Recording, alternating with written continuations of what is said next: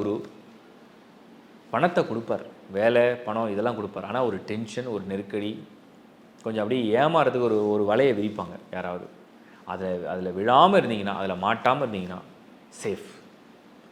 எப்படி ஒரு ராசி மண்டலத்தை நம்ம அனலைஸ் பண்ணுறோன்னா, ராசி என்பது உங்களுடைய மனநிலை, உங்களுடைய எமோஷன், உங்களுடைய மூடு, உங்களுடைய மைண்டு. அங்கே ராகு உட்காந்துருக்காருன்னா ஒரு மனிதனை ஆசையை தூண்டி விடுவார். அந்த இடத்துல குரு பலமாக இருக்கும்போது அந்த ஆசை வலையில் அவங்க விழ மாட்டாங்க. இப்போ குரு 3ஆம் இடத்துல போகும்போது இன்னொருத்தர் என்ன பண்ணுவார்னா, அது சரிதானே பண்ணா என்னன்னு இன்னொருத்தர் தூண்டி விடுவார். அப்போ அந்த ஆசை வலையில் விழக்கூடாது. சனி 12 இருக்கிறதுனால எதில் நீங்கள் போய் இப்போ புதுசாக காலை வைக்கிறீங்களோ அந்த இடத்துல ஒரு நஷ்டத்தை ஏற்படுத்துறதுக்கு அவர் ரெடி பண்ணுவார். ஸோ கவனமாக இருந்தால் உங்களுடைய வேலை நான் உண்டு, என் வேலை உண்டு, நான் உண்டு, என் தொழில் உண்டு, நான் உண்டு, என் குடும்பம் உண்டுன்னு இருந்துட்டிங்கன்னா ப்ராப்ளம்ஸை நீங்கள் ஃபேஸ் பண்ண மாட்டீங்க.